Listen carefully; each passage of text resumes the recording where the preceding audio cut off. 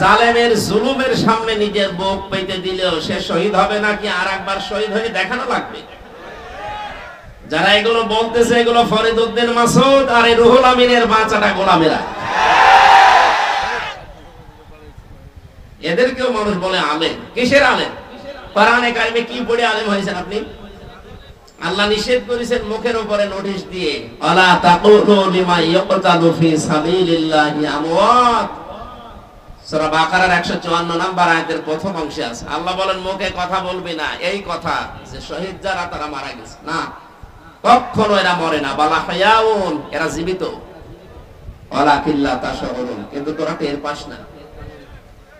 মানুষ যেহেতু মুখের পরে অন্তরে হৃদয়ে একটা ধারণা করতে পারে, আল্লাহ অন্তরের উপরে হৃদয়ের উপরেও নোটিশ জারি করে দিয়েছেন, ওয়ালা তাহসাবান্নাল্লাযীনা কুতিলু ফি সাবিলিল্লাহি আমওয়াতা বাল আহইয়াউন ইনদা রাব্বিহিম ইরযাকুন। সূরা আলে ইমরানের 169 নম্বর আয়াত। যত তাফসীর আছে পৃথিবীতে, আমার দেখা মতে আমি 42টার উপরে দেখেছি ভার্সিটি থাকাকালীন, সব মুফাসসির আয়াতের ব্যাপারে একমত। ধারণাও করবেন না, শুধু একজন না, ওয়ালা তাহসাবান্নাল্লাযীনা কুতিলু বহু বচন দিয়েছেন আল্লাহ। কেউ এ ধারণা করবে না যে যারা শহীদ হয়েছে ওরা মারা গেছে। ওরা জীবিত এবং তারা রিজিক পাচ্ছে আল্লাহর কাছে। শহীদ আবু সাইদ মারা যায়নি, শহীদ হয়েছে এবং সে জিন্দা আল্লাহর কাছে রিজিক পাচ্ছে। সুতরাং এই 2024 সালের 5 আগস্টের আগে যারা জীবন দিয়েছে প্রত্যেককে আমরা শহীদ মনে করি এবং তারা জীবিত, আল্লাহ তাদেরকে খাওয়াচ্ছে। এই কথা বলেন না কেন? 5 তারিখের আগে মারা গিয়েছিল শিবিরের সদস্য এই গাইবান্ধার পলাশবাড়িতে সাব্বির। 1 মাস পরে তার কবর খোঁড়ার পরে দেখা গেছে জিন্দা তাজা রক্ত বের হচ্ছে। আল্লাহ যে দিয়েছেন ইনদা রাব্বিহিম ইরযাকুন, তারা তাদের রবের কাছে রিজিক পায়। কেউ যদি না খায় রক্ত গোশত তৈরি হয়, তার মানে তাকে আল্লাহ অবশ্যই খাওয়িয়েছে এবং এ সাব্বির অবশ্যই শহীদ। কথা বলে না কেন? 71 সালেও যারা জীবন দিয়েছে ওই মানুষগুলোকে দেশের জন্য, মানবতার জন্য, ইসলামের জন্য আল্লাহ যেন শাহাদাতের সর্বোচ্চ মাকাম দান করে। আর ভুয়া মুক্তিযোদ্ধা সে যে এতদিন যারা ফায়দা লুটেছে আল্লাহ যেন জাতির সামনে ন্যাংটা করে দেয়। আজকের আব্দুল জলিল তো আর ভুয়া না, উনি একেবারে ময়দানের মুক্তিযোদ্ধা। আল্লাহ তাকে বাঁচিয়ে রেখেছেন আমাদেরকে দোয়া করার জন্য। আল্লাহ রাব্বুল আলামিন তার নামের সাথে তার নামের মিল আছে, জলিল। জলিল কার নাম? বলেন বলেন। এইজন্য ওনাকে শুধু জলিল বলবেন না। কও সভাপতি কোনটা?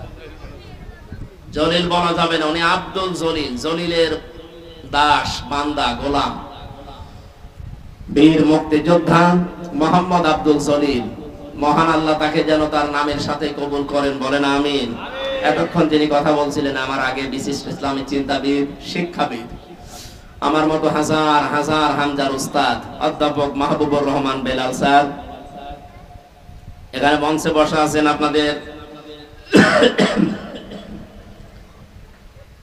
এই রংপুরের গর্ব। বিশেষ করে বিভিন্ন মাহফিলে তাকে আমি পাচ্ছি। তানভীর আহমেদ আশরাফি, আল্লাহ রাব্বুল আলামিন তার গোলামকে যেন কোরআনে কারীমের খাদেম বানিয়ে দেন। এতক্ষণ যারা আলোচনা রাখলেন, বিশেষ করে ডক্টর মাওলানা হাবিবুর রহমান, চলে গেছে নাকি স্যার?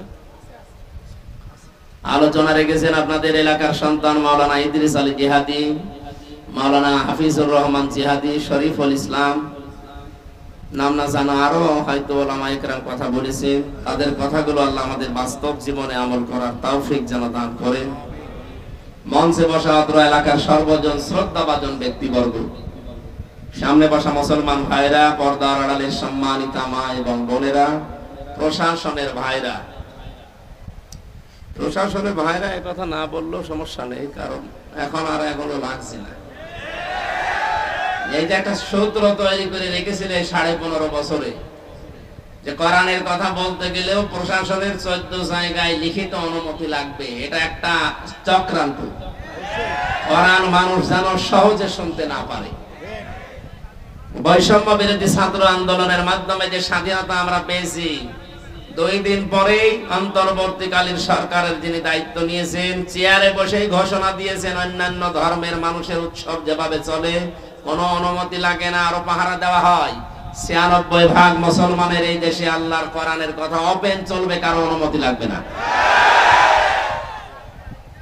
নজরুলের নাম শুনলে মানুষ দোয়া করে, কারণ তার কয়েকটা কথা এখনো চিরন্তন হয়ে আছে। কথা বলে না কেন?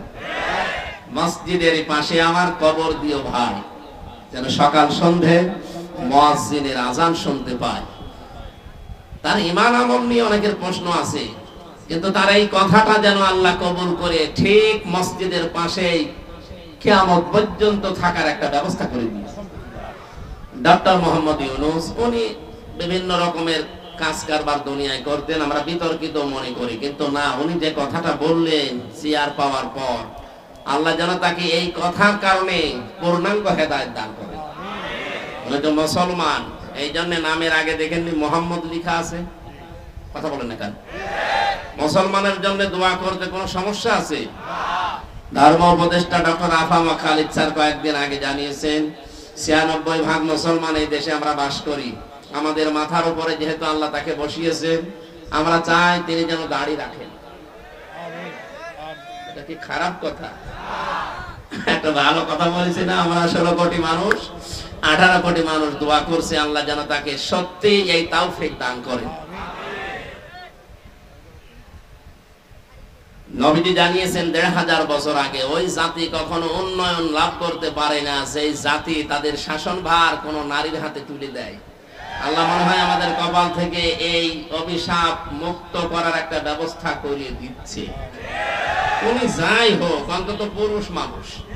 এক কথা বলেন না কেন? পুরুষ মানুষ না? ঠিক আছে, সামনে যারা আসবে আশা করছি তারাও পুরুষ মানুষই আসবে। মেয়ে লোক আসার আর কোন সম্ভাবনা দেশে আছে? কারণ তাদের বুদ্ধি অর্ধেক। আপনি আবার এটা উল্টা পাল্টা করে লাগিয়ে বিভিন্ন জায়গায় দিয়ে নাই যে নারী বিদ্বেষী না, এটা হাদিস বললাম, এটা বুখারী শরীফের হাদিস। আল্লাহর নবী কথা শুরু করার আগে লাম দিয়েছেন, লাই ইউফলিহা, কখনো সফল হতে পারে না ওই জাতি যে জাতি তার শাসনভার কোন নারীর হাতে তুলে দেয়। আমরা এই জন্য আমার মনে হয় দুর্নীতিতে চ্যাম্পিয়ন হতাম। কথা বলে না কেন? প্রশ্ন আসতে পারে তাহলে 53 বছর তো নারী ছিল না? না, যারা ছিল এর আগে ওরাও নারীর মতন। নারী কাকে বলে আজকের তেলাওয়াত কিন্তু আয়াতের ভেতরে আছে। আজকের সূরার নামই মুমতাহিনা। মুমতাহিনা মানে কি? পরীক্ষিতা নারী। কোন নারীকে পরীক্ষা করে করে আল্লাহ এই জগতে নামি দামি এবং গনি বানিয়ে দিয়েছিলেন, এস্টাবলিশ বানিয়েছিলেন। কারা আল্লাহর মনোনীত ছিল, কি করলে মনোনীত হওয়া যায়, চিরন্তন হওয়া যায়, এই কথাগুলো আজকের তেলাওয়াত কিন্তু আয়াত থেকে আমরা শুনবো ইনশাআল্লাহ। তাফসীরে যাচ্ছি, আমরা কিছু কথা আগে থেকে বললাম। শাহাদাতের মর্যাদা যারা পেয়েছেন আল্লাহ তাদেরকে সত্যই যেন শাহাদাতের যে স্বাদ এটা দান করে। এখনো যারা অসুস্থ আছে শেফায়ে কামেলা আজেলা আল্লাহ যেন নসিব করে। দুর্বিসন্ধি লাগিয়েছিল যে 14 জায়গায় অনুমতি নেই, এই করতে করতে যারা আয়োজন করতো, এই যে এই ছেলেটা আগস্ট মাসের 5 তারিখের আগে একটা অনুষ্ঠান দিয়েছিল নীলফামারী বাড়ির জল ঢাকা। ওখানে যিনি দায়িত্বে ছিলেন ওসির, আমি যে পৌঁছিয়েছি উনি গাড়ি নিয়েছে আমাকে ধরে মামলা দেবে। উনি জানেন নামে মামলা আছে, আরো নতুন করে আরেকটা লাগায়। সেদিন যে কি তৈরি করেছিল ওসি সাহেব, এখন শুনলাম আজকে আসার সময় বলছে ওই ওসির নামে নাকি আজকে মামলা হয়েছে। উনি আমার নামে মামলা সাজাবে পারে না, এখন নিজে মামলার ফিগারে। এই জন্য যারা এই সিস্টেম করেছিলেন কিয়ামতের আগে দেশে আর কোরআনের কথা বলতে কোনো অনুমতি লাগবে না, সেইটাই ফিরে আসবে ইনশাআল্লাহ। কোন কারণে আল্লাহর কালামের কথা আল্লাহর জমিনে বলতে আপনার মতো সলিমতদের কাছে লিখিত নেওয়া লাগবে? আপনি কি হয়ে পড়েছেন বলেন? এই নিয়ম নীতি ছিল কাফেরদের কারণে। কোরআন নাজিল হওয়ার পর থেকেই কোরআন শুনছে শুনবে 3 প্রকার মানুষ। কয় প্রকার? প্রথম নাম্বারেই শুনে বিরোধিতা করেছিল, তারা কাফের। আল্লাহ রাব্বুল আলামিন বলেন ওয়াকালাল্লাযীনা কাফারু লা তাসমাউ লিহাদাল কুরআন আলগাউ ফীহি লাআল্লাকুম তাগলিবুন। সূরা হামিম সাজদা 24 নম্বর পারা 18 নম্বর পৃষ্ঠা 9 নম্বর লাইনে 26 নম্বর আয়াত। এটা তাফসীরে ফি জিলালিল কোরআনে আছে। দলিলগুলো তাফসীর আকারে লম্বা করে বলছি না, শুধু শর্টকাটে কিছু বিষয় জানানোর জন্য আমি বলছি। আল্লাহ পাক বলেন ১৫০০ বছর আগে কাফেররা সিদ্ধান্ত নিয়েছিল সব চলতে দাও, কোনো বাধা দিও না, কিন্তু মুহাম্মদের কোরআন যেন চলে না। ওদের উদ্দেশ্য ছিল এই, কোরআন চলতে যদি বাধা দিতে পারো, হট্টগোল করো, ওয়ালগাউ ফিহি, শুধু বন্ধই করবা তা না, এটা বন্ধ করার জন্য যত রকমের কায়দা কৌশল আছে করবা। আবু জাহেল এই মনে করতো কোরআন যদি মানুষ না শোনে তাহলে আমার অবৈধ সিয়ারের ব্যাপারে কেউ কথা বলবে না।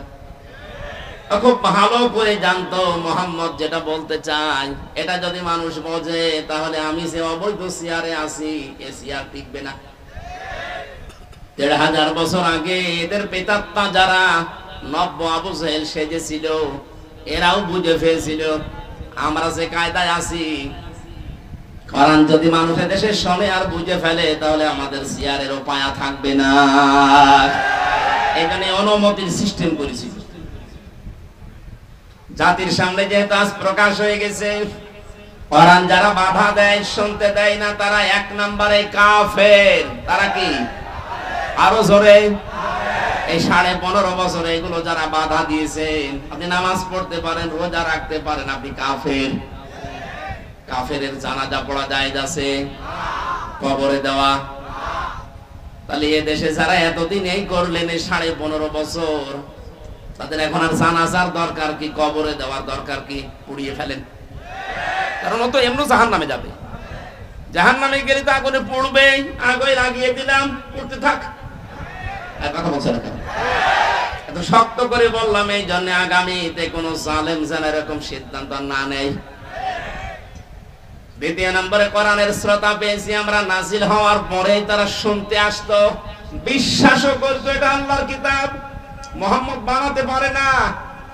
শোনার পরে যখন দেখতো না এই কথাগুলো তো আমাদের ব্যবসার সাথে মেলে না, আমাদের রাজনীতির সাথে মেলে না, আমাদের পরিবারের সাথে মেলে না, এমনকি আমার ব্যক্তিগত জীবনের সাথেও মিলছে না, ওই মানুষগুলো তখন আস্তে করে নবীর কথা শোনার পরে কেটে পড়তো। সূরা নিসা ৫ নম্বর পারার ৭ নম্বর পৃষ্ঠার ১ম নম্বর লাইনের ৬১ নম্বর আয়াতে আল্লাহ বলেন, ওয়াইদা কিলা লাহুম তাআলাউ ইলা মা আনজালাল্লাহু ওয়া ইলার রাসূল রাআইতাল মুনাফিকিনা ইয়াসুদ্দুনা আনকা সুদুদা। ওয়া মানে এবং ইদা মানে যখন, ইলা মানে বলা হয়, তাআল মানে আসো, ইলা মানে দিকে, মা মানে যা, আনজালাল্লাহ মানে আমি আল্লাহ নাযিল করেছি, ওয়া ইলার রাসূলি এবং রাসূলের দিকে আসো। রাআইতাল মুনাফিকিনা, হে নবী আপনি দেখতে পাবেন যাদের অন্তরে মুনাফিকি আছে, এই মানুষগুলো ইয়াসুদ্দুনা আনকা সুদুদা, আস্তে করে আপনার কাছ থেকে মুখ ফিরিয়ে কেটে পড়বে। সুতরাং আজকের আলোচনা শেষ হওয়ার আগে দেখেন কোনটা ওঠে না, ওই দু একটা যাচ্ছে আলাদা কারণে ভালো লাগছে না এই বলে যদি চলে যায়, বুঝবেন ওইটা মুনাফিকের কোন লক্ষণ নিয়ে যাচ্ছে। পোশাক পায়খানা আর বিড়ি খাওয়া বাদ দিয়ে কেউ যেতে পারবেন না। বিড়ি কয়েকজন খায়, সবাই তো না, কিছু মানুষ আছে আপনি খুব নেশা লাগলে খেয়ে আবার চলে আসবে। কি আসবেন তো? কারণ রংপুর বিভাগে এটা চলে আমি জানি, কারণ এখানে বিড়ি তৈরি হয়। এই যে পাশের গ্রাম কুড়িগ্রাম এই সমস্ত জায়গায় আপনারা তৈরি করেন, আমরা তৈরি করেন, না খেলে হয়, খাবেন, তুই একটা খান, কিন্তু আস্তে আস্তে ছেড়ে দিন। আমি তো আকিজ গ্রুপে ছিলাম ওই সময়, স্যারকে বলেছিলাম যে আকিজের বড় ছেলে যিনি, বলুন স্যার আপনারা এই কাজ বান্দা বাদ দিন, দিয়ে একটা খাবার তৈরি করেন। হুজুরে তো খাবার, কিন্তু খাবারে তো খাবার না, মানুষের লাঞ্চ নষ্ট হয়ে যায়, কলিজা নষ্ট হয়ে যায়। আলা তুহরিকু ওয়ালা তালকু বিআইদিকুম ইলা তাহলুকাতি, নিজেদেরকে নিজেরা ধ্বংস করে ফেলো না। বিড়ি যারা খান আপনার লাঞ্চ নষ্ট হয়ে যায়। এই লাঞ্চ তো আর আপনার নিজের না, এটা একটা আমানত। এটা কে দিয়েছে বলেন তো? আল্লাহ। সুতরাং নিজেরা নিজেকে নষ্ট করবেন না। 22 কোটি টাকা না কত কোটি টাকা একটা রিপোর্ট পেয়েছিলাম যে মানুষ ধোয়া দিয়ে শুধু উড়িয়ে দেয়। এমনি আমরা গরিব মানুষ, তারপরে রংপুর বিভাগ আরো গরিব, আর ওনারা বেকার বেকারে ধোয়া দিয়ে টাকাগুলো নষ্ট করে। বিড়ি আস্তে আস্তে ছেড়ে দেবেন, কারা হাত তোলেন? মানে দু একজন আছে স্যার, ঠিক আছে, ওনারা ছেড়ে দেবেন। জিনিস ভালো জিনিস না। 3 নম্বরে কোরআনের শ্রোতা ছিল তারা। আল্লাহ রাব্বুল আলামিন তাদের পরিচয় দিচ্ছেন, দেখেন তো আপনি মেলাতে পারেন কিনা। ইন্নামাল মুমিনুনা আল্লাযীনা ইযা যুকিরাল্লাহু ওয়াজিলাত কুলুবুহুম ওয়া ইযা তুলিয়াত আলাইহিম আয়াতুহু যাদাতুহুম ঈমানা ওয়া আলা রাব্বিহিম ইয়াতাওয়াক্কালুন। সূরা আনফালের 2 নম্বর আয়াতে আল্লাহ জানিয়েছেন, আমার দৃষ্টিতে মুমিন তো তারা, আমার দৃষ্টিতে মুমিন তো তারা যাদের সামনে আমার নাম উচ্চারণ করলে তাদের অন্তরাত্মা কেঁপে ওঠে। তেলাওয়াত যদি হয় তাদের সামনে, আমার আয়াতগুলো শোনার পরে বোঝার পরে তাদের ঈমান যা ছিল বেড়ে যায়। কোরআনের আলোচনা শুনে সবার চোখে পানি আসবে না। وَإِذَا سَمِعُوا مَا أُنزِلَ إِلَى الرَّسُولِ تَرَى أَعْيُنَهُمْ تَفِيضُ مِنَ الدَّمْعِ مِمَّا عَرَفُوا مِنَ الْحَقِّ। সূরা মায়েদা 7 নম্বর পারার 1 নম্বর পৃষ্ঠার 1 নম্বর লাইনের 83 নম্বর আয়াতের প্রথম অংশে আছে আল্লাহ পাক বলেন, হে নবী যখন তেলাওয়াত করবেন আপনার প্রতি যেটা আমি নাযিল করেছি এই কোরআন, দেখবেন আপনার সামনে কিছু মানুষ আছে তারা এর মর্ম বাণীগুলো যখন উপলব্ধি করতে পারবে মনের অজান্তে তাদের চোখ দিয়ে পানি পড়ছে। কোরআনের আলোচনায় সবাই মুগ্ধ হবে না, মন দিয়ে শুনবেও না, চোখ দিয়ে পানি আসবে না। এটা বোঝার মতো একটা যোগ্যতা থাকা লাগবে মিনিমাম। যাদেরই আছে দেখবেন কোরআনের আলোচনা যখন গভীরে পৌঁছিয়ে যাবে ওরা বসে আছে কিন্তু অজান্তেই তাদের চোখ দিয়ে পানি পড়ছে। বাড়ি যাওয়ার সময় যারা সিদ্ধান্ত নেবে ওয়ালা রাব্বিহিম ইয়াতাওয়াক্কালুন, জীবনে আজকে থেকে যদি ভরসা করি আল্লাহ ছাড়া কারো উপরে ভরসা করব না। কোরআন নাযিল হওয়ার পর থেকে শ্রোতা পেলাম কয় প্রকার? 3 প্রকার। বলেন, এখানে যেহেতু কাফের নেই, মুনাফিকও থাকলে থাকতে পারে। কারণ হচ্ছে নবীজি ইন্তেকালের আগে মুনাফিক তৈরি হবে কোন কাফেরদের ভেতরে, ইহুদিদের ভেতরে, বৌদ্ধদের ভেতরে, হিন্দুদের ভেতরে, খ্রিস্টানদের ভেতরে। কথা বলেননি, নবীজি ইন্তেকালের আগে জানিয়েছেন মুনাফিক এটা তৈরি হবে শুধুমাত্র আমার উম্মত মুসলমানদের ভেতরে। আর আমরা যেহেতু দেশে 96% মুসলমান, আমাদের ভেতরে মুনাফিক তৈরি হওয়ার সম্ভাবনা নেই। বলেন বলেন, আপনি দেখেন তো আপনি কি নাম? আয়াতুল মুনাফিকি সালাসা, ইযা হাদাসা কাযিবা ওয়া ইযা ওয়াদা আখলাফা ওয়া ইযা তুমিনা খান। নবীজি বলেন মুনাফিকের 4 আছে তাদের ভেতরে, যারা কথা বললেই মিথ্যা কথা বলে। এই কথা বলেন না কেন? এই আচরণ বাংলাদেশে নেই। কত হাসি পট্টি বাঁধা মানুষ হাতে তসবি নিয়ে ঘুরতো, সেও যে এরকম ডাহা মিথ্যা কথা বলতে পারে ক্ষমতার কারণে। এখন যে বলছে যে না আমি পদত্যাগ করিনি, এই ভিডিও কি বানানো নাকি? এই কথা বলেন না কেন? আপনি যদি পদত্যাগ না করে থাকেন তাহলে রাষ্ট্রপতি যেটা বলছে এটা কি বানিয়ে বলছে? ধোঁকা দিয়ে বোকা বানিয়ে এতদিন খেয়েছেন, এখনো খেতে চান। আপনি তো টাটকা নির্ভেজাল মুনাফিক, কারণ কথা বললেই মিথ্যা কথা বলেন। মুনাফিকের পক্ষে যদি কোনো মুমিন থাকে, কেউ মুনাফিক? এই কথা বলছেন কেন? যার হাতে শাপলা চত্বরের আলেমদের রক্ত লেগে আছে, যার হাতে 2024 সালের মুক্তিযোদ্ধাদের রক্ত লেগে আছে। কথা বলেন না, এই মানুষের পক্ষ নিয়ে এখনো পর্যন্ত আপনি স্ট্যাটাস দেন, বলেন আমি আছি আপা, ঘাবড়াবেন না। আপনি ঘাবড়ালে আমরা নরম হয়ে যাই। আমি তার শয়তান দেখিনি, ওর ভিডিও দেখি আমার মনে হলো শয়তান যদি দেখতাম তো এইরকমই হতো। টাটকা নির্ভেজাল শয়তান, বাড়ি গোপালগঞ্জ, ধরা পড়েছে কয়েকদিন আগে। এবার পিটিয়ে সোজা করবে প্রশাসন। কথা বলেন না কেন? আপা ঘাবড়াবেন না। যাই বলেছে আপা ঘাবড়াবেন না, আপনি ঘাবড়ালে আমরা নরম হয়ে যাই। আমার মনে হয় প্রশাসন ধরেছে নরম বানাতে, আমরা চাই ওরে নরম বানিয়ে ফেলুক। কথা বলেন না কেন? জালেমদের তালিকা করে করে ছোট জালেম আর মাঝারি জালেম বাদ দিয়ে যারা বড় বড় জালেম ছিল প্রত্যেকটি জালেমের তালিকা করে ছবি নিয়ে মোড়ে মোড়ে টাঙিয়ে দেবেন। এ দেশে কিয়ামতের আগে কোন জালেম যেন আর প্রতিষ্ঠিত হতে না পারে ইনশাআল্লাহ।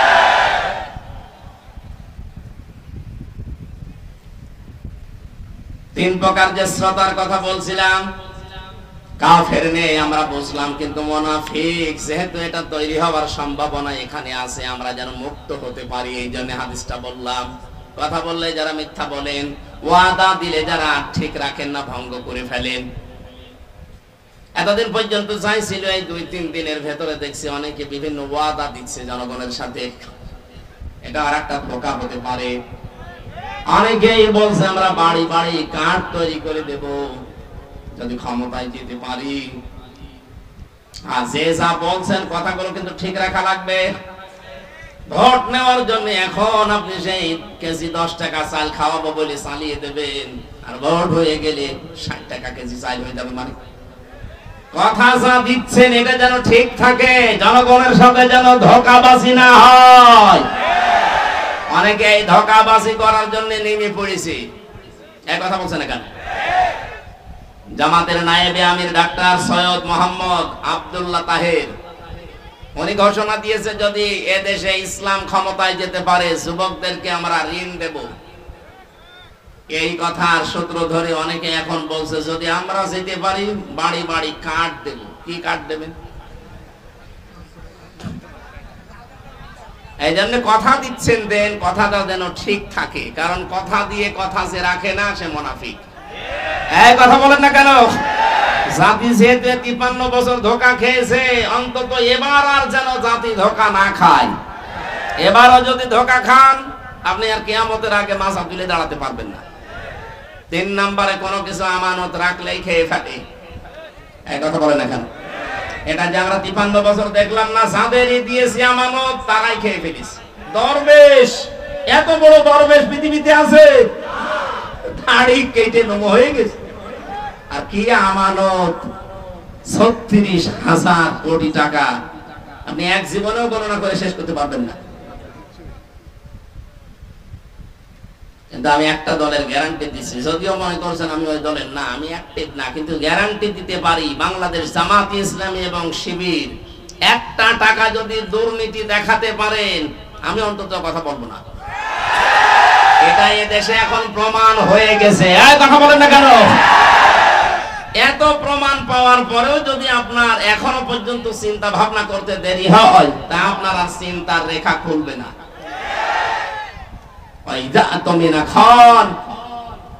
আমানত রাখলে যারা খেয়ানত করে ফেলে, এরা যে খেয়ানত করবে না তার বাস্তব প্রমাণ অলরেডি দেখিয়ে দিয়েছে।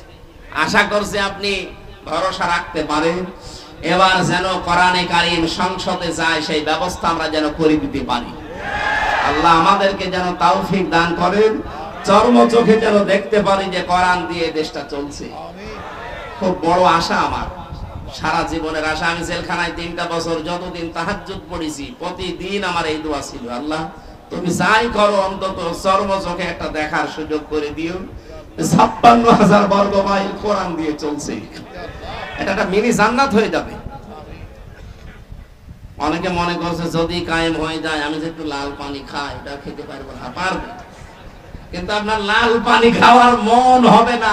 এমন পরিবেশ আল্লাহ তৈরি করে দেবে, পুরা 56,000 বর্গ মাইল মসজিদের মতো হয়ে যাবে। এই কথা বলেন না কেন? মসজিদে প্রবেশ করলে যেমন বিড়ি খাওয়া যায় না, খেতে মনে চাইলেও ওটা পরিবেশ আলাদা। খেতে পারবেন? বলেন। বাবা খেতে পারবেন? ডাল খেতে পারবেন? গাঁজা কিচ্ছু পারবেন না, কারণ পরিবেশটা এরকম। কোরআন যদি কায়েম হয়ে যায়, পুরা বাংলাদেশের 56,000 বর্গ মাইল এভাবে মসজিদের মতো বানিয়ে ফেলবে। তখন আপনি আর বিড়ি খাবেন এরকম মনই থাকবে না, লাল পানি খাওয়ার মনে তো আসবেই না। আল্লাহ একটা জান্নাতের পরিবেশ তৈরি করে দেবে, আর মরে গেলেই আপনি জান্নাতি। কারণ কোরআন যদি কায়েম হয়, কোরআনের শাসন ব্যবস্থা থাকে, ওই দেশে যদি ছোটখাটো গোনা কেউ করেও আল্লাহ তাকে মরণের আগে মাফ করিয়ে তারপরে মৃত্যু দেয়। একটা হাদিস পড়ছিলাম, খলিফাতুল মুসলিমিন হযরত ওমর রাদিয়াল্লাহু তাআলা আনহু, মানে রাষ্ট্রের দায়িত্ব পালন করে বাড়িতে আসলেন, ঘরে উঠবেন, দেখেন বারান্দায় একটা লাশ, তার ছোট্ট মানুষ 12 টুকরা করে রেখেছে। রেগে গেলেন, কি আমি দেশ চালাই কোরআন দিয়ে, আর আমি রাষ্ট্রের দায়িত্ব পালন করে কোরআন দিয়ে আসছি, আর আমার ঘরের বারান্দায় তাও 12 টুকরা করে রেখে দিয়েছে, তাও ছোট মাসুম বাচ্চার লাশ। কে করলো? তিনি তদন্ত কমিটি গঠন করলেন। 3 দিন হয়ে গেল, কোনো কেউ ধরা পড়ে না, কেউ এসে বলেও না। তার খাওয়া দাওয়ার চিন্তা বন্ধ হয়ে গেছে, খাওয়া দাওয়া বন্ধ হয়ে গেছে। চিন্তা করলেন, আমি কোরআন দিয়ে দেশ চালাচ্ছি, আর আমার দেশে একটা অবৈধ হত্যা হয়ে গেল, আমি কোনো কোন কিনারা করতে পারলাম না। এরকম শাসক যদি আজ 53 বছরের ভেতরে পেতাম, বাংলাদেশে বিনা কারণে কেউ হত্যা হতো না। একজন মারা গেছে তাই তার খাওয়া দাওয়া বন্ধ হয়ে যায়।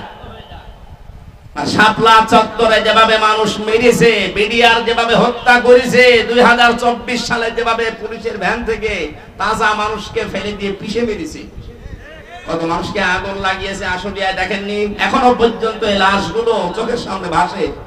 আপনি এমনিতে মাটি দিতে পারবেন, আপনি আবার আগুন ধরিয়ে দিলেন, আপনি মানুষ? এই দেশে এই স্বৈরাচারীকে যদি নিষিদ্ধ করতে হয়, কিচ্ছু লাগবে না, শুধু আশুলিয়ার এই লাশগুলোই যথেষ্ট।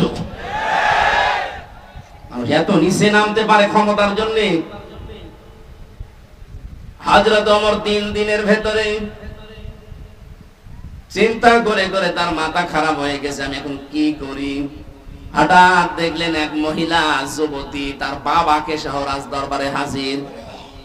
ডাক দিয়ে বলে, খলিফাতুল মুসলিমিন, যে লাশের চিন্তা আপনার ঘুম আসে না, ওই ছেলেটা আমার নিজের। আমি ওকে টুকরা টুকরা করেছি, 12 টুকরা করে আপনার বারান্দায় রেখে গেছি। হযরত ওমর বলে, মেয়ে কি বলো, মাথা ঠিক আছে তোমার? হ্যাঁ, এই যে আমার বাবা সাক্ষী আছে। আমার বাবাকে আমি সাথে করে নিয়ে এসেছি, আমার নিজের জন্ম দেওয়া সন্তান, এটা ওকে আমি 12 টুকরা করেছি নিজের হাতে। কোথায় ফেলবো? আপনার বাড়ির বারান্দায় রেখে গেছি। হযরত ওমর বললেন, যা বলো, এই কথা যদি ঠিক থাকে তোমার শাস্তি কি কোরআন দিয়ে তুমি জানো? মেয়েটি বলে, হ্যাঁ, আমি কোরআনের হাফেজা, আমি জানি। আপনি রেডি করেন, আপনি কি শাস্তি দিতে পারেন কোরআন দিয়ে? মানুষ হত্যা করার যে শাস্তি হযরত ওমর আরম্ভ করবেন। হঠাৎ করে 4 জন যুবক রাজ দরবারে এসে বলে, খলিফাতুল মুসলিমিন, বিচারটা একটু লেট করেন। যেই কারণে আপনি এই মেয়েটাকে শাস্তি দিতে চান হত্যার, ওই মেয়েটার কোনো দোষ নেই, দোষ আমাদের 4 জনের। এই মেয়েটা তার বাবাকে নিয়ে পাহাড়ি এলাকায়, জঙ্গলি এলাকায় থাকতো, বসবাস করতো। ওখানে আমরা শিকারে গিয়েছিলাম, যাবার পরে এই মেয়েটার রূপ সৌন্দর্য দেখে শেষ পর্যন্ত যৌবনের তাড়নায়, শয়তানের ধোঁকায়, নফসের ধোঁকায় পড়ে আমরা বাবাকে বেঁধে রেখে তার সম্ভ্রম নষ্ট করেছি। এরপরে সে গর্ভবতী, এই কারণে সন্তান, এটার কারণে আপনি এই মনে করছিলেন, শাস্তি যদি দিতে হয় আমাদের দেন। হযরত ওমর ওদেরকে জিজ্ঞাসা করলেন, 3টা দিন পার হয়ে গেল, তোমরা আসলে না কেন? আগে থেকে যদি আসতে তাহলে আমার খাওয়া দাওয়া বন্ধ হয় না, আগেই বিচার করে দিতাম। ছেলেগুলো বলে, খলিফা, আমি আসি নাই, আমরা এই জন্য মনে করেছিলাম যা করলাম কেউ সাক্ষী তো নেই, ধরা যদি না পড়ি বেঁচে যাব। কিন্তু কোরআনে কারিম আমাদেরকে বাঁচতে দিল না। বারবার কোরআন আমাদের সামনে এসে এই কথা আমাদেরকে যেন আহ্বান জানায়, দুনিয়াতে যে গুনাহ করলে এটার যদি শাস্তি দুনিয়ায় না হয়, মরণের পরে কিন্তু আল্লাহ ডবল করে বিচার করবে। মুসলমানের এখানে একটা কথা বলে রাখি, কোন অপরাধের শাস্তি যদি আপনি দুনিয়ায় না পান, ওই অপরাধের বিচার যদি আল্লাহ কিয়ামতে যেদিন করবে ডবল করে করবে। কথা বুঝতেছেন? তিনটা পাপের শাস্তি আল্লাহ ডবল দেবেন। সূরা ফুরকান 19 নম্বর পারার 4 নম্বর পৃষ্ঠার 13 নম্বর লাইনে আছে, 69 নম্বর আয়াত। والذين لا يدعون مع الله إلها آخر ولا يقتلون النفس التي حرم الله إلا بالحق ولا يزنون إلى آخر الآية। এই দুনিয়াতে আল্লাহকে ডাকে, তার পাশাপাশি যারা অন্যকে ডাকে তাদের শাস্তি হবে মরণের পরে ডবল। আল্লাযীনা লা ইয়াদউনা মা'আল্লাহি ইলাহান আখার, এই যে মা মানে সঙ্গে সাথে, আল্লাহকে ডাকে কিন্তু তার সাথে অন্য কাউকে ডাকে। আর এইটাই বাংলাদেশে চালু করার জন্য 15.5 বছর অনেক কুটি পড়ে লেগেছিল। আপনি আল্লাহকে ডাকেন, পাশাপাশি আমার বাবাকেও ডাকেন, এই জন্য মোড়ে মোড়ে বাবা। কথা বলে না কেন? এমন কোন জায়গা ছিল যে বাবা নেই? মাথার উপরে বাবা, টয়লেটেও বাবা। আমি তো অনেক টয়লেটে যেয়ে দেখেছি বঙ্গবন্ধু টয়লেট। কি গো? আর কোন জায়গা বাকি ছিল? টাকার ভেতরেও দিয়ে রেখেছেন, যেন বাজার করতে গেলে ওইদিকে তাকিয়ে মনে হয়েছে না একজন আছে। মাথার উপরে রেখে দিয়েছেন, অথচ কোরআন জানিয়েছে ওয়া কালিমাতুল্লাহি হিয়াল উলিয়া, সব জায়গার উপরে থাকবে আমি আল্লাহর কথা। এখন ডক্টর মোহাম্মদ ইউনূসের মাথার উপরে যেটা লেখা লা ইলাহা ইল্লাল্লাহু মুহাম্মাদুর রাসূলুল্লাহ, আমরা এটা চাই। এক কথা বলেন, সব জায়গাতে উপরে থাকবে কার কথা? আল্লাহকে ডাকার পাশাপাশি যারা অন্য কাউকে ডাকার সিস্টেম করে দিয়েছিলেন তাদের শাস্তি ডবল হবে। আল্লাহ মনে হয় এইটা সহ্য করে নাই, এই জন্য বিকাল 5টা বাজতে বাজতে সারা দেশ থেকে আল্লাহর বিপক্ষে যারা তাদের সব নষ্ট করে দিয়েছে। আমার কুষ্টিয়াটা একটু শক্ত ছিল, ওটা ভাঙতে একটু দেরি হয়েছে। এত শক্ত পাথর সারা দেশের টাকা পয়সা খরচ করে করে আমার মনে হয় এগুলো বানিয়েছিল। অন্যান্য জেলার তুলনায় আমার কুষ্টিয়াতে যেহেতু আল্লাহর ওলি 2 জন আছে, হানিফ আর ইনু, এই 2 জন মিলে বানিয়েছে। এত মহব্বত আপনার, আল্লাহর রাগ ও মানুষের অন্তরে তাদের প্রতি এত বেশি দিয়েছে। একজনকে দেখলাম আদালতে কেউ লাথি দিচ্ছে, পচা ডিম দিচ্ছে, আর একজনের বাড়ির ইট খুলে নিয়ে চলে যাচ্ছে। আজকে আমরা পরিষ্কার আল্লাহর সাথে অন্য কাউকে ডাকবো না, সে মরা বাবা হোক আর জিন্দা বাবা হোক। কথা বলেন না কেন? বিভিন্ন মাজারে এই সিস্টেম গুলো চলতো, আল্লাহর পাশাপাশি ইয়ালি বাবা, শাহালি বাবা, দয়াল বাবা, ল্যাংটা বাবা। এই জন্যই তো মাজার ভাঙা আরম্ভ হয়েছে। একেবারে শিরকের প্রকাশ্য কারখানা এটা। আল্লাহকেও ডাকে, আল্লাহর পাশাপাশি বীরকেও সেজদা দিচ্ছে, এটা আল্লাহর সাথে শিরক। লা তাত্তাখিযুল কুবুর মাসাজিদা, কবরকে সেজদার জায়গা বানিও না। ওরা সরাসরি যে সেজদা দিত লালনের মাজারে, এই কথা বলতে। আর প্রকাশ্য কাজা তো আছে, অধিকাংশ মাজারে আমরা দেখেছি জেনার কারখানা। এই জন্য হাক্কানি আলেম এই দেশে যারা আছে বলেছে মাজার গুড়িয়ে দাও, ভেঙে ফেলো। কোন কারণে মাজার বানাতে হবে? হযরত ওসমানের মতো মানুষ, জান্নাতের সার্টিফিকেট পাওয়া মানুষ দুনিয়ায়, সেই লোকটা পড়ে আছে জান্নাতুল বাকিতে, কিচ্ছু নেই, পাথর দেওয়া মাত্র। আর দেশের গরু ছাগল মরে যায়, তার কবর 3 তালা হয়। কোথায় গেছেন? কোরআনের পাখি বিশ্বনন্দিত মুফাসসির, আপনি তো তার চাইতে কোরআনের খেদমত বেশি করেননি। সেই লোকটা পড়ে আছে, মাত্র মাথার কাছে একটা পাথর দেওয়া দেখলাম। কোন গরু ছাগল কোথায় মরে, ঈমান আছে কি নেই তাও নেই, সারা জীবনে প্রসাব করেও পানি নেয়নি। 14 তালা বানিয়ে রেখেছি পর্বত, সবগুলো মাটির সাথে মিশিয়ে দেওয়া দরকার। আজকে থেকে আমরা সিদ্ধান্ত নিয়ে বাড়ি যাব, যতদিন বাঁচি আল্লাহর সাথে আর কাউকে ডাকবো না। কি রাজি আছেন আপনারা? 2 নম্বরে যারা অবৈধভাবে মানুষকে হত্যা করে, বাংলাদেশ স্বাধীন হওয়ার পরও এত হত্যা হয়নি, এই 9 সাল থেকে 24 সালে যত হত্যা হয়েছে। বাকিগুলোর অনেকের খোঁজই আমরা জানি না। আমি মাঠের নিচে ছিলাম 10 দিন, আমি দেখেছি কত মানুষের কান্নার আওয়াজ আসতো আমার কানের। আমার তো চোখ বাঁধা ছিল, চোখ কালো কাপড় দিয়ে বেঁধে নিয়ে মাজায় একটা দড়ি নিয়ে ওরা হাঁটিয়ে নিয়ে যেত, মনে তো আমার গরুর মতো নিয়ে যাচ্ছে। আশপাশ থেকে কান্নার আওয়াজ পেতাম, কারণ কোনো আওয়াজ তো ওখানে যাওয়ার কথা না। মানুষ সিঁড়ি দিয়ে উপরে ওঠে আর ওরা সিঁড়ি দিয়ে আমার নিচে নিয়ে যেত, তার মানে মাটির নিচে। ওইটা কোন জায়গায় এটা আমি জানি না, যেখানেই নিয়ে গিয়েছে বহু মানুষের কান্নার আওয়াজ পেতাম মাঝে মাঝে। আর একটা আওয়াজ দিত, আহ, এরকম একটা আওয়াজ। বুঝতাম এখানে কয়েক মাস ধরে মানুষ হয়তো আছে।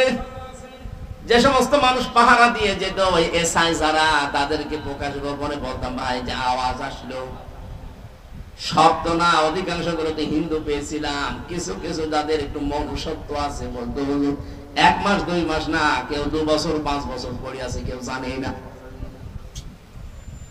আপনি এখনো পর্যন্ত বলেন আমার কি দোষ, কি দোষ, আপনি টের পান না। কোন দোষ যদি আপনার নাও থাকে, আপনার সবচাইতে বড় দোষে আয়না ঘর। আপনি জানেন না কি হয়তো ওখানে ইলিয়াস আলীর মেয়েকে নিয়ে আপনি কি করলেন, কি নাটক, কি প্রতারণা, অথচ তাকে আপনি মেরে ফেলেছেন আগে। আমার মাঝে মাঝে রিমান্ডে আশ্চর্য লাগবে, আল্লাহ, যে অফিসার গুলো এই করে যায় আমার সাথে, এরা রাতে বাড়ি যে ঘুমায় কি করে? এদের তো ঘুম আসার কথা না, হয় লাল পানি খায় নাই বড়ি খায়, তাছাড়া ঘুম আসার কথা না।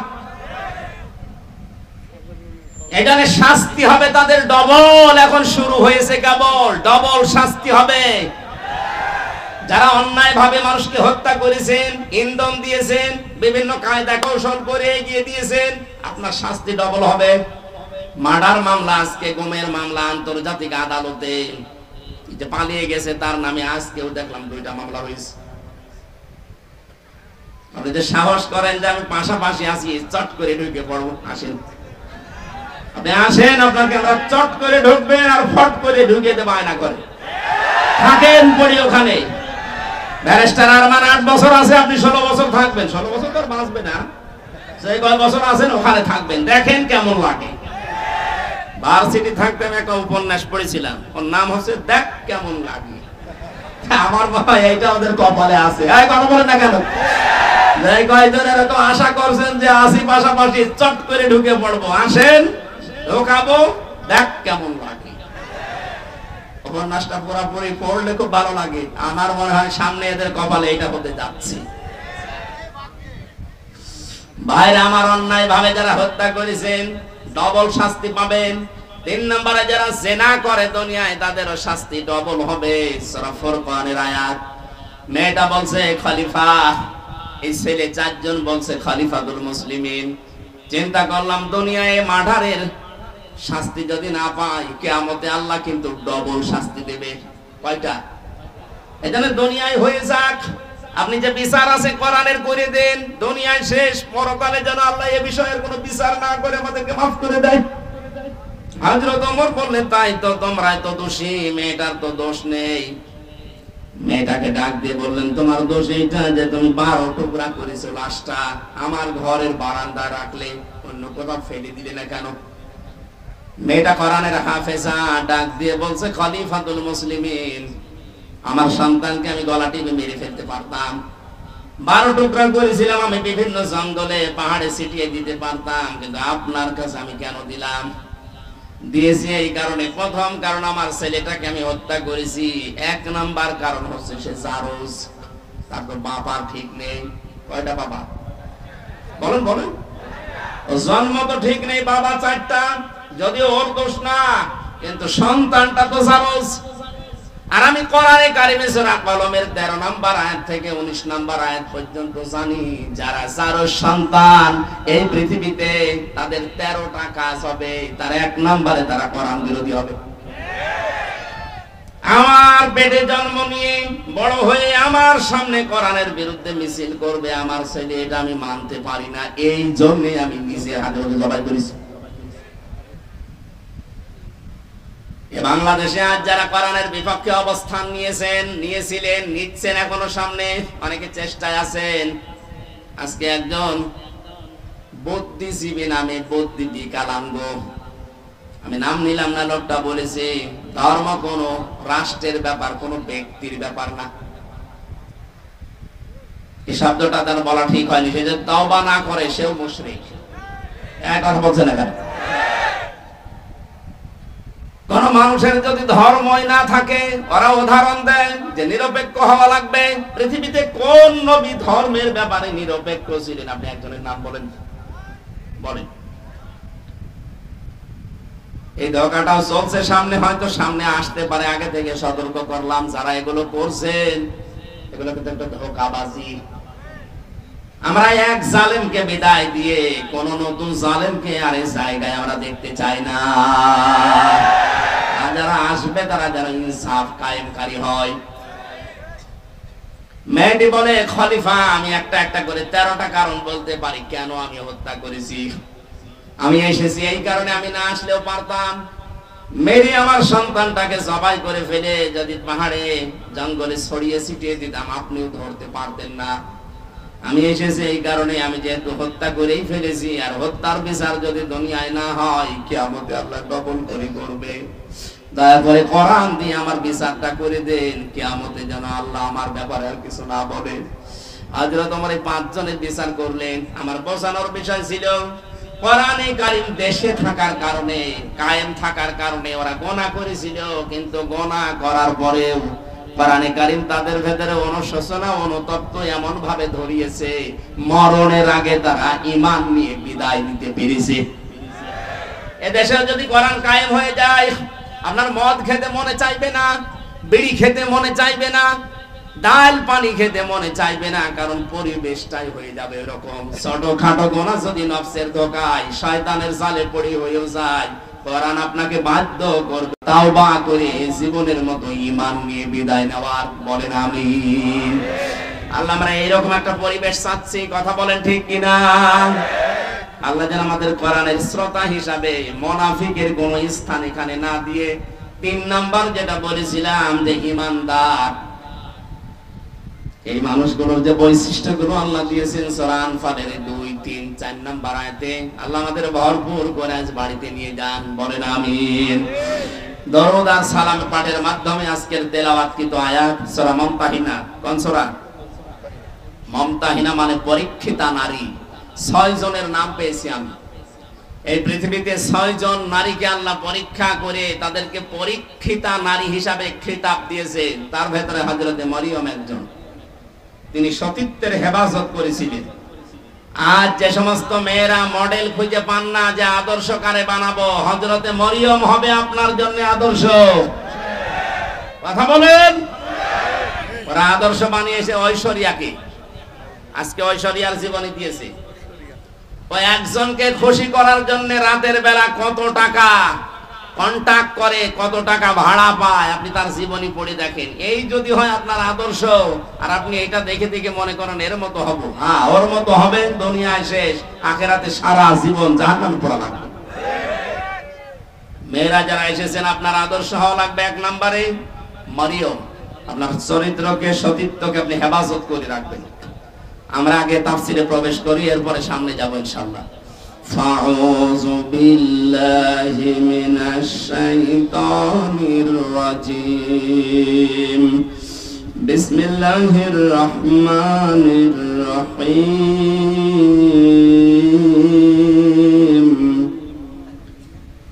ইয়া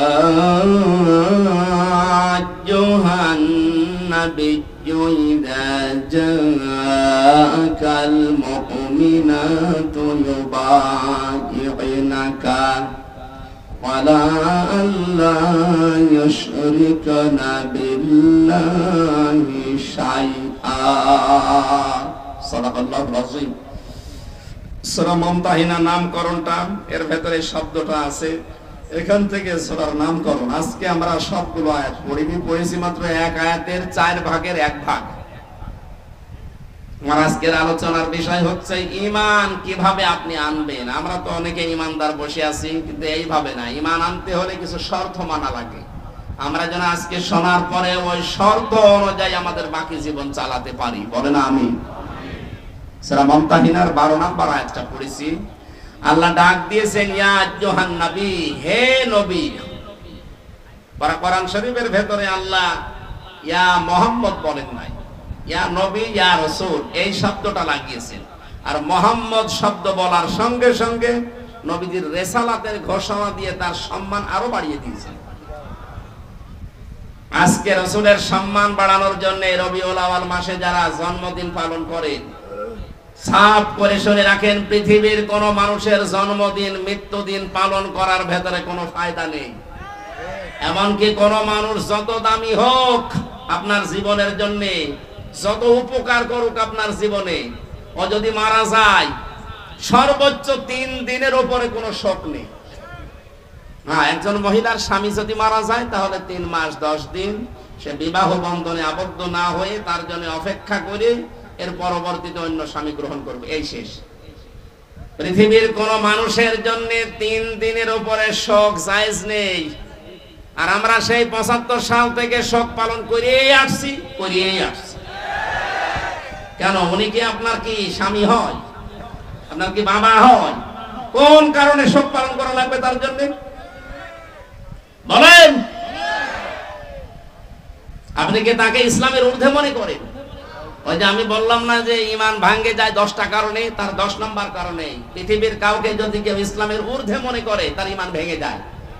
এই কারণেই তো আপনি এটা করেন, প্রতি বছরে বছরে জন্মদিন মৃত্যুদিন পালন করেন, তাকে মনে করেন ইসলামের ঊর্ধ্বে। ইসলামে জায়েজ নেই, আপনি পেলেন কোথায়?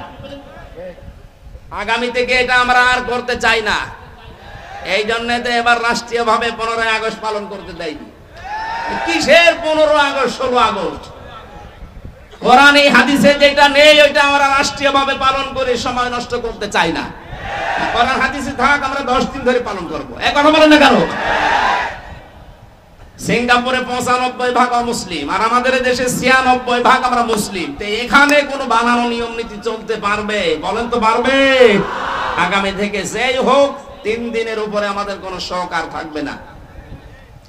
বিশ্ব নবী মুহাম্মদুর রাসূলুল্লাহর উপরে তো দুনিয়ায় আর কেউ নেই, আল্লাহর পরে তার স্থান। শোক পালন করা যদি জায়েজ হতো প্রতি বছরে বছরে, আমার মনে হয় তার জন্য আমরা শোক পালন করতাম। কোনো আলেম তো এটা করে না। যে সমস্ত বেদাতপন্থী আছে এরা নবীর জন্মদিন পালন করার জন্য উঠে পড়ে লাগে। কোথায় পেয়েছেন দলিল বলেন তো? নবীর মিলাদ পড়েন। মিলাদ মানে জন্ম। মিলাদ মানে কি? যেই 2 জন চাচা নবীর জন্মে খুশি ছিল, 2 জনেই জাহান্নামে গেছে, একটা আবু তালেব আর একটা আবু লাহাব। কথা বলেন না কেন? 2 জনই কিন্তু মিলাদে নবীর জন্মে খুশি। আর যেই 2 জন চাচা নবীর আদর্শে খুশি, হযরত হামজা হযরত আব্বাস, 2 জনেই জান্নাতি।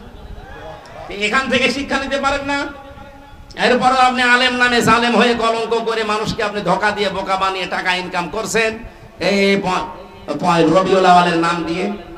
আশা করছি এগুলো আমরা সচেতন মানুষ আগামী থেকে আর করব না। আপনি যদি আদর্শ অনুসরণ করে খুশি থাকতে চান তাহলে 40 থেকে 63 এই 23 বছর অনুসরণ করেন। এই কথা বলেন না কেন?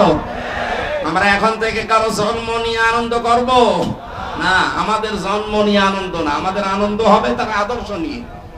কথা বলেন না কেন? নবীজিকে আল্লাহ ডাক দিলেন ইয়া মুহাম্মদ, যেখানে কোন জায়গায় কোরআনে আল্লাহ দেয়নি। নাম নেওয়ার সঙ্গে সঙ্গে রিসালাতের ঘোষণা দিয়ে তার সম্মান বাড়িয়ে দিয়েছেন। মুহাম্মাদুর রাসূলুল্লাহ, ওমা মুহাম্মাদুন ইল্লা রাসূল, মা কানা মুহাম্মাদুন আবা আহাদিম মির রিজালিকুম ওয়ালাকিন রাসূলুল্লাহ খাতামান নাবিয়্যিন। আওয়াজ সূরা মুহাম্মদ একটা আয়াত, আলা নুজিলা আলা মুহাম্মাদ হুয়াল হাক্কু মির রাব্বিহি। প্রত্যেকটি জায়গায় আল্লাহ তার নাম নেওয়ার সঙ্গে সঙ্গে ঘোষণা দিয়েছেন যে তিনি আমার রাসূল। জোরে বলেন আল্লাহু আকবার। এই জন্য আমরা এই জায়গা একটা স্পর্শকাতর জায়গা। রাসূলুল্লাহকে কেউ গালি দিলে আমরা সহ্য করতে পারি না। কুষ্টিয়াতে গত 2 দিন আগে একজন বুঝে হোক না বুঝে হোক গালি দিয়েছে। এখানে কোনো ছাড় নেই, আপনি বুঝে দেন আর না বুঝে দেন আপনি অপরাধী। কুষ্টিয়া ফুঁসে উঠেছে, সারা দেশ এখন ফুঁসতেছে। আগামী থেকে আমরা এই দেশের এই বিবেক বুদ্ধিহীন কিছু মানুষ আছে বিভিন্ন নাম নিয়ে যারা চলে, সে যে নামেই হোক, রাসূলুল্লাহর ব্যাপারে কিন্তু কোনো আপোষ নেই। বিশ্ব নবীকে অপমান করার চেষ্টা করলে, গালিগালাজ করলে, যা করা লাগে এই দেশের মানুষ কিন্তু তাই করবে। এজন্য সাবধান হয়ে থাকবেন এই বিষয়ে। অন্তত আপনি আমারে গালি দেন, অসুবিধা নেই, কিন্তু রাসূলুল্লাহকে গালি দিতে পারবেন না। আমাদের জীবনের চাইতেও তিনি আমাদের কাছে দামি। কথা বলেন ঠিক কিনা? আল্লাহ এই মহব্বতের কারণে যেন আমাদেরকে মাফ করে দেন। আমি এখানে একটা তথ্য বলবো, এই যারা মহব্বত করি আল্লাহর রাসূলকে, এই কথা বলে শেষ করে দেন, তাদের জন্য খুব শিক্ষা আছে এখানে। আপনি শুনেছেন আয়াতটা, দেখেন এইভাবে নেই, কুল ইন কুনতুম তুহিব্বুনাল্লাহা ফাত্তাবিউনি ইউহিব্বুকুমুল্লাহ ওয়া ইয়াগফির লাকুম যুনুবাকুম আল্লাহু গফুরুর রহিম। সূরা আলে ইমরানের 31 নম্বর আয়াত। আল্লাহ পাক বলেন, নবী আপনি বলুন, তোমরা যারা বলো আল্লাহ তোমাকে ভালোবাসি, এই দাবি যারা করো তাদেরকে বলছি, এই দাবি করার দরকার নেই। যদি দাবি সত্যে প্রমাণ দিতে চাও, ফাত্তাবিউনি, আমি রাসূলের অনুসরণ করো। এখানে যে তাবউন শব্দটা আছে, তাবাইন, যত অভিধান আছে আরবিতে দেখবেন তাবউন মানে দেখে দেখে চলা। আমার সামনে বেলাল স্যার যেভাবে হেঁটে যাবে, যেভাবে পা ফেলবে, যেভাবে হাত নাড়াবে, যেভাবে মাথা দোলাবে, ওইভাবে দেখে দেখে চলার নাম আরবিতে তাবউন। তাহলে রাসূলুল্লাহকে কি অনুসরণ করা লাগবে, ইত্তেবা করা লাগবে তাকে দেখে দেখে? প্রশ্ন আসতে পারে, উনি তো আমার সামনে নেই। হ্যাঁ, উনি সামনে, ওনার আদর্শ পড়ে আছে আমাদের সামনে। বিদায় হজের ভাষণের দিন বলেছিলেন, তারাক্তু ফীকুম আমরাইন, দুইটি জিনিস রেখে গেলাম, লান তাদিল্লু মা তামাসসাকতুম বিহিমা কিতাবাল্লাহ ওয়া সুন্নাতু রাসূলিহি। দুইটা জিনিস রাখলাম, যদি অনুসরণ করতে পারো কোনদিন পথ ভ্রান্ত হবে না, পথ হারা হবে না, মায়ের খাবে না, না খেয়ে থাকবে না। এই তাদিল্লু শব্দের 99টা অর্থ আছে। কোনদিন আপনি না খেয়ে থাকবেন না, কারণ জমিন আল্লাহ আমাদেরকে ওয়ারিশ বানিয়েছে। জমিনের ওয়ারিশ যারা, তারা না খেয়ে থাকবে। মানে পৃথিবীতে যারা আল্লাহকে মানে না, তারা এই পৃথিবীর ভাড়াটিয়া, আর আমরা হচ্ছে জমিনের মালিক। মালিক কোনদিন না খেয়ে থাকতে পারে না। আমরা যেহেতু অনুসরণটা ওইভাবে করতে পারছি না, কিভাবে? ফাত্তাবিউনি, আমি রাসূলকে তোমরা অনুসরণ করো। যদি অনুসরণ করতেই পারো, যখন অনুসরণ আরম্ভ হবে, ইউহিব্বুকুমুল্লাহ, আমি আল্লাহ নিজে তখন ভালোবাসা আরম্ভ করব না করেছি। এখানে যারা আরবি গ্রামার বোঝে জিজ্ঞাসা করেন, ইউহিব্ব এটা মুজারে, বর্তমান, ভবিষ্যৎ, প্রেজেন্ট, ফিউচার। যখন থেকে আপনি নবীজিকে অনুসরণ আরম্ভ করবেন, তখন থেকে আপনাকে আল্লাহ ভালোবাসা শুরু করবে। কি কথা বুঝতেছেন?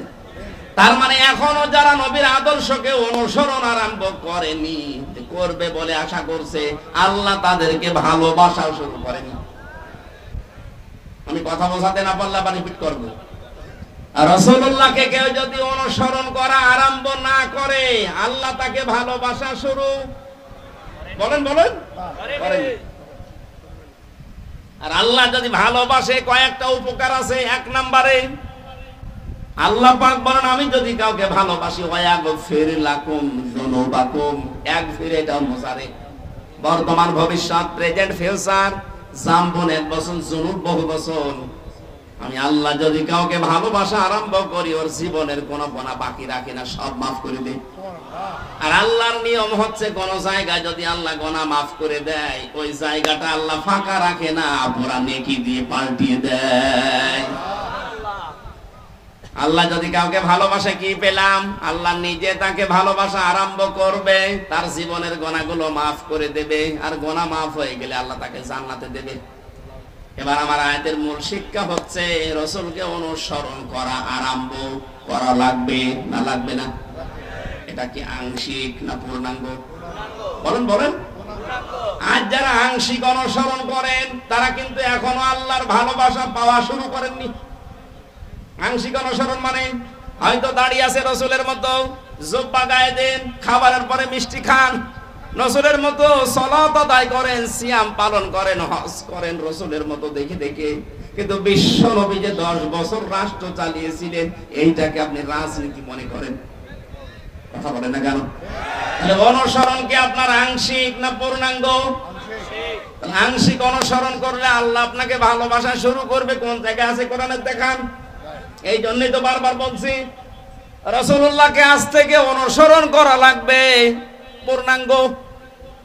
রান্নাঘর থেকে শুরু করে আন্তর্জাতিক জীবন পর্যন্ত, পা থেকে শুরু করে মাথা পর্যন্ত প্রতিটি জায়গায় আমার অনুসরণীয় একজন, তিনি মুহাম্মদুর রাসূলুল্লাহ। আমি যখন পুরা এই সিদ্ধান্ত নিয়ে শুরু করব অনুসরণ, যে দুনিয়া আমি কাউকে দেখে চুল কাটবো না, আমার চুল কাটার স্টাইল হবে মেসি। বলেন বলেন, আমার চুল কাটার স্টাইল হবে এই যে ঋত্বিক, শাহরুখ খান। কে? রংপুরে কত দোকান আছে সেলুনের, একটা দোকানে আপনি লেখা দেখাতে পারেন যে এখানে সুন্নাত অনুযায়ী চুল কাটা হয়।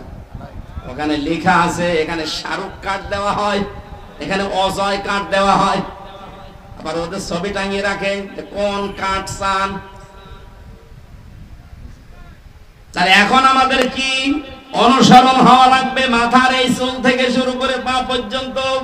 অনেকে দাড়ি রাখে কিন্তু এমন স্টাইল, এটা স্টাইল হবে, সুন্নাত হবে না। রাসূলের সুন্নাত এক মুষ্টি পরিমাণে দাড়ি রাখতে হবে, এরপরে যদি কেটে ফেলেন অসুবিধা নেই। এই কথা বুঝতেছেন? যদিও এই মাসলাটা নিয়ে মতভেদ আছে আলেমদের ভেতরে, তবে এক মুষ্টি রাখবেন আপনি। আমি ওই মতভেদপূর্ণ বিতর্কে গেলাম না। দাড়ি আপনার রাসূলের মতো হয় না, মাথার চুল রাসূলের মতো হয় না।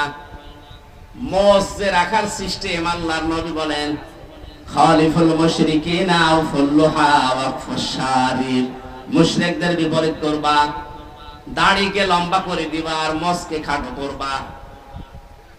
আজ রবীন্দ্রনাথ ঠাকুরের এই জাতীয় সঙ্গীত নিয়ে কয়েকদিন যা আরম্ভ হয়েছিল, আমার যে 7টা কারণ সামনে এসেছিল তার ভেতরে এইটা একটা, এই মুশরিক লোকটা তার দাড়ি আর মোষ সমান সমান করে রাখতো। কথা বলবে কেন? রাসূলের প্রথম জিনিসটাই সে মানে নাই। সে যদি মোষ খাটো করে দাড়ি লম্বা করতো তাও মুসলমানদের ভেতরে একটা কিছু আসতো। দ্বিতীয় নম্বর, ও যখন এটা লিখেছে তখন কিন্তু বাংলাদেশ হয়নি। কথা বলে না কেন? তাহলে এই দেশের জন্য ওটা লেখে নাই। আমাদের একটা আবেগের জায়গা, সুতরাং জাতীয় সঙ্গীত যদি লিখতেই হয় দেশ নিয়ে লেখা লাগবে। এই কথা বলে না কেন? দেশ ভাগ হওয়ার পরে যেটা লেখা হয়েছে, আপনি তাকান মহিব খানের ইঞ্চি ইঞ্চি মাটি সোনার চাইতে খাঁটি, আপনি এইটা জাতীয় সঙ্গীত বানান। কথা বলে না কেন? কারণ এটা আমার ছেলে মেয়েরা যখন পড়বে তখন যেন দেশের প্রতি ভালোবাসা জন্মায়, মানবতার প্রতি ভালোবাসা জন্মায়। সর্বোচ্চ ওর ভেতরে ইসলামের কিছু কথা দেওয়া আছে। আমরা সে মুসলমান, মুসলিমদের এই কথাগুলো আমাদের অন্তরে বাসবে। আর এই মুশরিকের কথা, যে আল্লাহকে বিশ্বাস করতো না, আল্লাহর সাথে শিরিক করতো, রাসূলের কোন নিয়ম নীতি তার ভেতরে আমরা পাই না। এই মানুষটার জীবনী নিয়ে, মানুষটার কথা নিয়ে আলোচনা হবে। ঢাকা বিশ্ববিদ্যালয়ে আগামী থেকে যদি কোনো আলোচনা অনুষ্ঠান হয়, স্যার সলিমুল্লাহ খান যিনি জমি দিয়েছিলেন তার নামে হওয়া লাগবে। এই কথা বলেন না কেন? এত উপকার করলেন শত শত বিঘা জমি দিয়ে, তার নামে কোনো কিছু হয় না। কোথা থেকে কোন ভেনদেশি শকুন উড়ে এসে জুড়ে বসে কি বলে গেল, তার নামে আপনি অনুষ্ঠান করবেন। বাংলার টাকা দিয়ে আগামীতে মুশরিকের জন্য কোনো অনুষ্ঠান হবে না। অনুষ্ঠান যদি হতে হয়, যিনি জমি দিয়েছিলেন তার জীবনী থেকে কিছু করেন। এই কথা বলেন না কেন? কোরআন পড়েন, হাদিস পড়েন, মানুষকে জানান, তার জন্য দোয়া করেন আল্লাহ যেন তাকে মাফ করে দেয়। এরপরে যত নিচে নামছি আমরা কোন জায়গায় রাসূলের আদর্শ পাচ্ছি না। বিশ্ব নবী তার স্ত্রীদের সাথে যে আদর্শ দেখিয়েছেন ওইটা আপনার ভেতরে নেই। উনি তার বন্ধুদের সাথে যেটা দেখালেন সেটা আপনার নেই। কোন জায়গায় যদি আদর্শ সেট করতে না পারেন, বিশ্বাস করতে পারেন আল্লাহ আপনাকে এখনো ভালোবাসা আরম্ভ করেনি। আয়াতটা পড়ার পরে আমার মনে হয় দেশে হাজারো আলেম, হাজারো পীর এখনো আল্লাহর ভালোবাসায় পাওয়া আরম্ভ করেনি। কারণ যেই পীর শুধু জিকিরকে ইবাদত মনে করে রাসূলের তরিকা, কিন্তু এদেশ যে কোরআন দিয়ে চালাতে হবে এটাকে যারা রাজনীতি দুনিয়ার কাজ মনে করে আরো মানুষকে ধোঁকা দিয়ে বোকা বানিয়ে রাখে, এটা পীর। বলেন এরকম পীর দেশে নেই। 48,000 পীর, অধিকাংশ গুলোই দেখবেন কিছু কিছু ইবাদতকে ইসলাম মনে করে পালন করছে, আর বাকি মেজর হাজারো হাজারো ইবাদত করে দুনিয়ার কাজ বলে ছেড়ে দিচ্ছে, অথচ ওইগুলো রাসূলের আদর্শ। বিশ্বনবী জানিয়েছেন তোমরা সবাই ঐক্যবদ্ধ হবা, এটা কোরআনে কারীমের নির্দেশ। ওয়াতাসিমু বিহাবলিল্লাহি জামিআ ওয়ালা তাফাররাকু, সবাই মিলে একভাবে আল্লাহর রজ্জুকে আঁকড়িয়ে ধরবা, এই বিষয়ে কোনো মতপার্থক্য করবা না। অথচ বাংলাদেশে এখন একটা মেজর সমস্যা হয়ে দাঁড়িয়েছে। গত 3 দিন আগের রিপোর্ট একটা পেয়েছিলাম, এই দেশের 100 জনের 14 জন মানুষ এখনো পর্যন্ত পালিয়ে যাওয়া ওই জালেমকে সাপোর্ট করে। 100 জনের 28 জন মানুষ এই দেশে অনেকে থালা জোর করে থালা নেওয়ার ধান্দায় আছে। থালা দিন, তাড়াতাড়ি থালা দিন। কি করবেন থালা নিয়ে? আবার খাওয়া আরম্ভ করবেন। সুখের বিষয়, আনন্দের বিষয়, 100 জনের 58 জন মানুষের তালিকা আমরা পেয়েছি। 100 জনের 58 জন চাচ্ছে এদেশে আল্লাহর বিধান কায়েম হোক। 14 আর 28 বাদ গেলে 58 থাকে। দিন যাচ্ছে, বাড়তেছে। গত কয়েকদিন আগেও আমি 10 জন মুসলমান বানিয়েছি এই দিনাজপুরে। তার আগে 2 জন চুয়াডাঙ্গায়, আগে গাইবান্ধায়। মানুষ যেভাবে দলে দলে পালে পালে ইসলামে আসতেছে, অমুসলিমরা, মুসলমানরা যারা ছোট খাটো জালেম ছিল তারা অনেকেই পরিবর্তন হয়ে যাচ্ছে। কথা বলেন না কেন? আমরা এগুলো দেখতে পাচ্ছি। নবীজি যা করেছিলেন মক্কার পরে, মক্কা বিজয়ের পরে নবীজি যা যা করেছিলেন এদেশের ডাক্তার শফিকুর রহমানের ভেতরে আমরা সেইটাই দেখতে পাচ্ছি। 1500 বছর পর আমার মনে হচ্ছে নবীর আদর্শটা আমরা দেখতে পাচ্ছি আজ। বিশ্ব নবী মুহাম্মদুর রাসূলুল্লাহ ওই সময় বলেছিলেন, সাহাবীরা 3টা কাজ করবা না। কোন নারীর গায়ে হাত দিবা না, কোন শিশুর গায়ে হাত দিবা না, কোন ফলদার বৃক্ষ কাটবা না। 3টা কাজ বেশি বেশি করবা। যেখানে তিনি অবস্থান নিয়েছিলেন বলেছিলেন তাবুর আশপাশে তোমরা রান্নাঘর, চুলা এটা বেশি বানাবা, আর টয়লেট পায়খানা যেটা এটা কম বানাবা। আর আমার শত্রু বড় এখন বেঁচে আছে, আবু জেহেল তো নেই, আবু সুফিয়ান আছে, তার ঘরে যদি কেউ আশ্রয় নেই তাকে তোমরা মাফ করে দিবা, ক্ষমা করে দিবা। এই 1400 বছর পর ডাক্তার শফিকুর রহমান এত অত্যাচার, জুলুম, নির্যাতনের শিকার হওয়ার পরও এই কাজগুলো তিনি এখন দেখিয়েছেন। যারা আমাদের প্রকাশ্য শত্রু ছিল তাদের ওই ঘর বাড়িগুলো উনি পাহারা দিয়েছেন লোক দিয়ে। কথা বলেন। কৌশল অবলম্বন করার জন্য মুসলমানদেরকে নিয়ে তিনি ঐক্য হওয়ার চেষ্টা চালাচ্ছেন। আমরা দেখতে পাচ্ছি কিছু মানুষ এখনো পর্যন্ত সেই মানধাতামলের আকীদা আকীদা আকীদা এই নিয়ে তারা এখনো ডিভাইডেড আছে। মুফতি জসিমউদ্দিন রহমানী মাদ্দাজিল্লুহুল আলী কয়েকদিন আগে জেল থেকে বের হয়ে উনি জানিয়েছেন এই দেশে মুসলমান যেন এক হতে না পারে, এর পেছনে সবচাইতে জঘন্যতম ভূমিকা পালন করছে একজন পীর। জাতি কিন্তু বুঝে ফেলেছে, যারা ফরিদউদ্দিন মাসুদের মতো মানুষকে তালয় বানিয়েছেন। এই কথা বলেন না কেন? আপনি আর তালয় বানানোর লোক পাননি দেশে। এর মানে একটা কলঙ্কিত মানুষ মুফতি আমিনী সাহেবের জামাই মাওলানা শাখাওয়াতুদ্দিন রাজি আমার সাথে 3 বছর চলেছিল বেচারা। উনি মাঝে মাঝেই বলতো, টক শোতেও বলেছে, এই বাংলাদেশে তাসলিমা নাসরিনের মতোই এই ফরিদউদ্দিন মাসুদ, কোনো পার্থক্য নেই। ও আর একই যে লোকটা কোরআনের পাখি সাইদি সাহেবের ফাঁসি চাইতে পারে, একটা মজলুম মানুষ সে জেলখানায় আছে, তারা আমৃত্যু দিয়েছিল, আর এই লোকটা শাহবাগে গিয়ে বলছে আমরা তার ফাঁসি চাই। এটা একটা টাটকা নির্ভেজাল কুলাঙ্গার। আরে আলেম নাম নিয়েছে, ওর নাম নাকি বুজুর্গ, আল্লামা কত কিছু দিয়েছে। ওর নামে বুজুর্গ দিলে আল্লাহর আরশ কাঁপবে, ওর নাম বেজিরবু।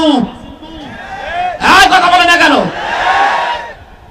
যে কয়টা 5-8টা গোলাম ছিল যারা মাজলুমের বিপক্ষে অবস্থান নিয়েছিল, পক্ষে না গিয়ে জালেমদের পা শুধু চেটেছে। যারা কওমি জননী নাম দিতে পারে জালেমকে, একটাকেও যেন বিচার ছাড়া আর বাঁচতে না দেওয়া হয়। প্রত্যেকের বিচার আমরা দেখতে চাই। এই কথা বলেন। মাইজ ভান্ডারী নসিবুল বশর, ও শয়তান সেদিন ভিডিও পাঠিয়েছে যে আমি যা করেছি জামাতের বিরুদ্ধে, শিবিরের বিরুদ্ধে, বিএনপির বিরুদ্ধে, এরা আমারে ছাড়াবে না, জীবনও আপনাকে ছাড়া হবে না।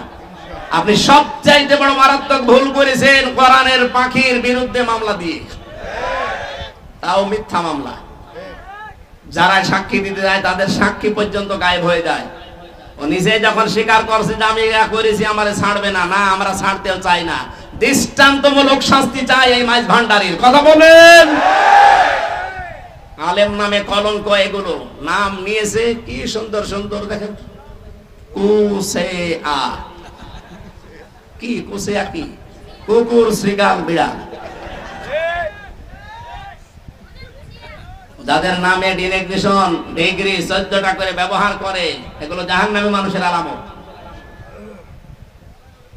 আপনাকে মানুষ নিজে ডাকবে, আপনি আল্লামা কিনা, নিজের নামে আগেই পরিচয় দেয় আমি শোলাকিয়ার ইমাম। বলছি কিসের শোলাকিয়ার ইমাম? আপনি ইমামতি করার জন্য সেই গোপালগঞ্জ থেকে গন্ডা ভাড়া করে এনে বাইতুল মোকাররমের মতো জায়গা অপবিত্র করিস।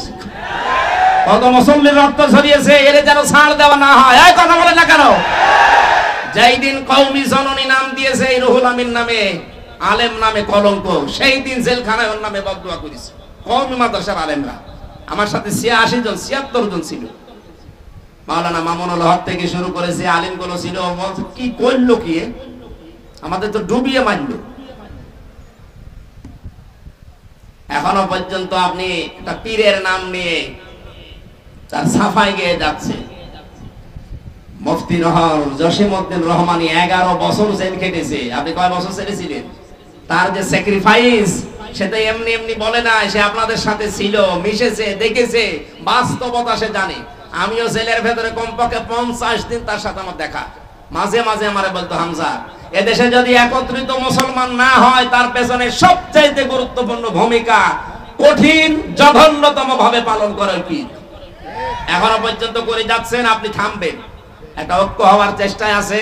সব আলেম ওলামা যদি এক হয়ে, যে 58 ভাগ এমনি এমনি হয়নি, সব দাড়িওয়ালা টুপিওয়ালা মানুষগুলো এক হয়ে যাচ্ছে। আর এখানে আপনি এখন সেই মানধাতা বলেন আকীদা আকীদা করছেন। কার আকীদা খারাপ আপনি দেখান তো। জামাত ইসলামী বাংলাদেশের আকীদা হচ্ছে লা ইলাহা ইল্লাল্লাহু মুহাম্মাদুর রাসূলুল্লাহ। হ্যাঁ, কালেমা যদি আপনি ভুল প্রমাণ করতে পারেন, তাহলে জামাতের আকীদা খারাপ। কালেমা তো নিজেও জিকির করছেন, আমরাও করছি, এখানে তো কোনো পার্থক্য নেই। কিসের আকীদা আকীদা করেন? এই উল্টা পাল্টা ধোয়া তুলে মুসলমানদেরকে আজ ডিভাইডেড করবেন না, এটা হারাম কাজ। মুসলমানদের এক করা ফরজ আর ভাগ ভাগ করা হারাম। এটা তো আমি বানালাম। সূরা আলে ইমরানের 105 নম্বর আয়াত। আপনি বাড়িতে যে মিলিয়ে দেখেন, যারা আজ মুসলমানদেরকে এক হতে দিচ্ছেন না, আপনি হারাম কাজে আছেন। কোন হারাম কাজ করা অবস্থায় তার ইবাদত কবুল হয় না। সুতরাং আপনার নামাজ, আপনার সিয়াম, আপনার হজ, এই দাড়ি, জিকির সব মাঠে মারা যাচ্ছে। আমি আর নিচে নামতে পারলাম না। এরপরও যদি কারো বিবেক না খোলে, আমার মনে হয় ওকে আল্লাহ মোহর মেরে দিয়েছে আবু সাহেলের মতো, ও আর ভালো হবে না। আমার ভাইরা, এখন থেকে আমাদের অনুসরণ হবে রাসূলের আংশিক না পূর্ণাঙ্গ? পূর্ণাঙ্গ অনুসরণ যখনই আমরা আরম্ভ করব, আল্লাহ আমাদেরকে ভালোবাসা শুরু করবে।